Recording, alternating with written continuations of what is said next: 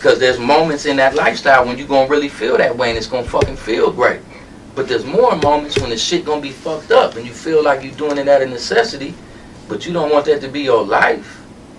You trying to get out. You trying to stack your chips up and make a way to transition because nobody want to be in that fucking situation forever. You just feel it. That's all. You listen to it, you understand what it is, you take it, learn something from it. It's so real, so real, so real, so I live it like I live it, I spit it like I spit it, and this is how it feels, how it feels, I can show you better than I could ever tell you. You know? What's your guys' what's your biggest motivation? What's your motivation in life? It is life. Just life in general? Yeah, just to live? Just to wake up and see what you can accomplish that day. To challenge yourself and see what you can come up with. And then the gratification that you get from accomplishing things, you know what I'm saying? It's just the spirit, man. Yeah. I'm just going to tell the truth. It's just the spirit, man. It's a feeling. Because we would have stopped by now. You know? We would have been stopped, but it's something to keep us pushing to let us know that we got to keep rolling. Because it feel good to be who you was made to be, who you was meant to be. Like, it's not like a motherfucker go to sleep at night and wake up in the morning thinking about selling dope, thinking about fucking running bitches on bank scams and paper scams. It's not like even if you working a square gig, even if you working at a fucking warehouse or a fucking shipyard, I mean, unless that's really your dream. But for me, it ain't my dream. It's not. I don't go to sleep at night thinking about getting up in the morning and fucking going and load a truck or any of those other things that I mentioned. I think about this music. And that's on the forefront of my mind 24 hours a day, unless I'm doing something else right at that moment. And then it's second on my mind. And as soon as I'm done focusing on that, it's back first. So I know this is my calling, right? I know this is what I was meant to be. They say vocation, they use that word like it means job, right? But the root of that word is really vocal, like a voice, like that thing which you're called to do. Mm-hmm. So I feel like this is my real vocation. This is what God made me to do, is make this music. My niggas cooking Caucasian, in the basement moving that basin. Y'all niggas hating, y'all bitches waiting, every eye's tuned to my station. Cocaine is moved to my language, I speak dope when I say shit. Ball cap Pete, coach, knows J6, hope please reach close for that greatness. So that True Grit just came out. Tell me a little bit about what went behind that. Man, this nigga did all the production. I know that much. He set the mood, but D-Sane mix and master that motherfucker. So, you know, with them two components on top, that's a good bed to lay in, right? But on top of all that though, I mean, the process of what we do when we make an album is we figure out the name first, and then that kind of sets the mood, right?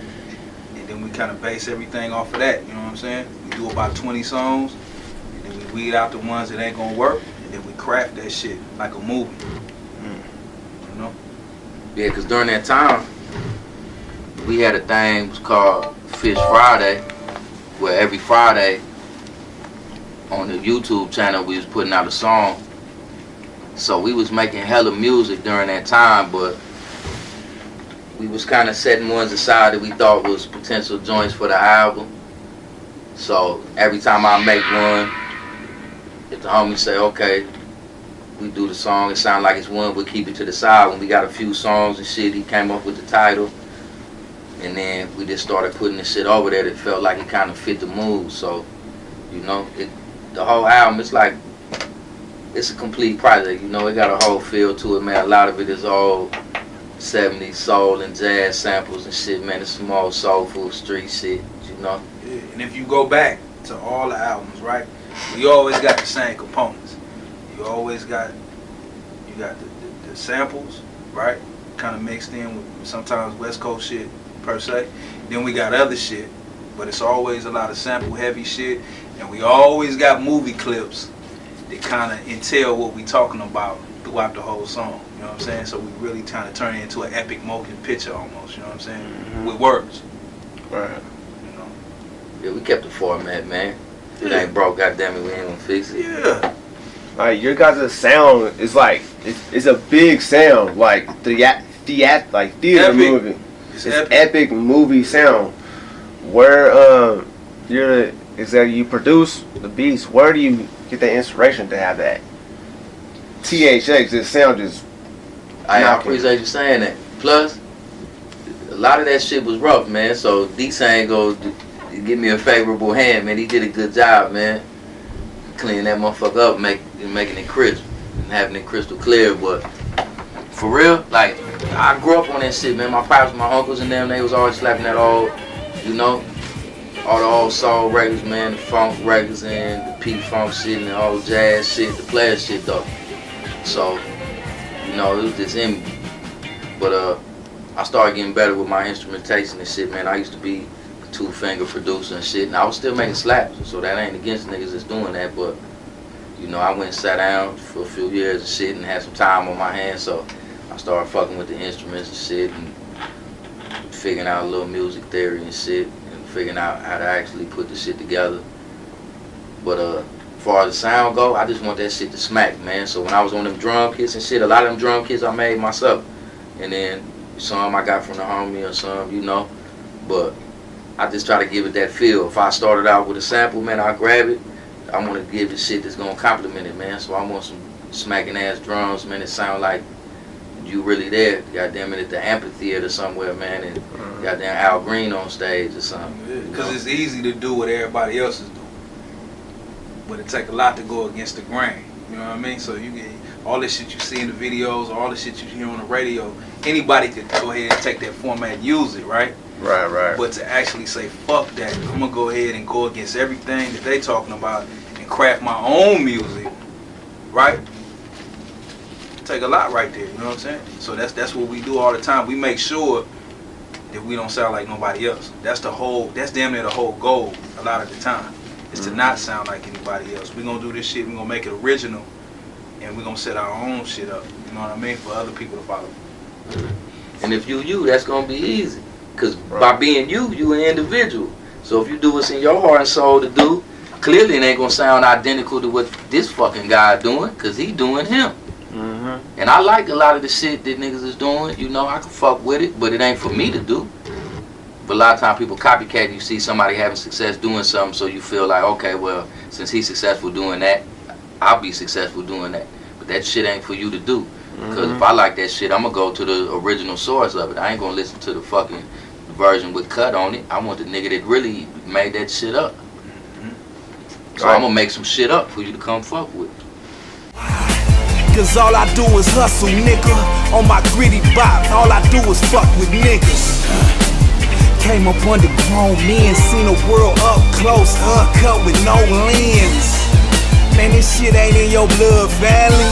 You are off-brand, how you supposed to understand? A lot of artists don't have a statewide appeal. They're like, oh, I'm from Seattle, I'm from Tacoma, I'm from Everett. They rep wherever they're from real tough. Now, you guys being from Spokane, you guys get a lot of love though, statewide though. Like, you guys are classified as a Washington State. Like, a lot of guys are just, oh, I'm from Seattle. You guys are from Washington. You guys be in Tacoma, you guys be in Seattle, you guys be in Spokane, you be all over, you know. Yeah. Down in Vancouver, wherever. What do you attribute that? What do you attribute that state, you know, that statewide appreciation to? Is it just a real? Is it just a real recognized real situation? It's just flavor. It's just flavor, man. Everybody don't have seasoning like that, man. So when you it's not hard to tell somebody that's been through the same shit that you may have been through. So, and on top of that, we've been a lot of places. We done moved around a lot. You know what I'm saying? We done hit a lot of interstates and did a lot of shit. So no matter where you go, you get shit from them too. You know what I'm saying? So the more you move around, the more shit you take and put in your arsenal up under your belt. So when other people talk to you, they can tell this ain't no average person. You know what I'm saying? You know, it's something. I can't really put my hand on it, but I know it's something. You know what I mean? On top of that, we just fuck with people. I mean, just if you a real man, then we can talk and we can chop. You don't have to be no street person. If you're just a good person and you official, that's all that matters. You know what I'm saying? It don't matter if you're a street nigga. If we just gonna categorize it like that and just put it in a bottle like that, that ain't gonna work. You know what I'm saying? You just have to be a good person. And then we can vibe, and then whatever level we can get on, we can get on. But we make a point to put on for the whole state, not just. When I tell my life and shit, of course I'm gonna say Spokane City because that's where I was raised up. But like he said, I've been a lot of fucking places. But we make a point to put on, like, hella years ago, the homie coined the phrase, we start calling Washington the wash house. So we start getting on this wash house shit, because I always been coming out here, and by here I mean Seattle and Tacoma.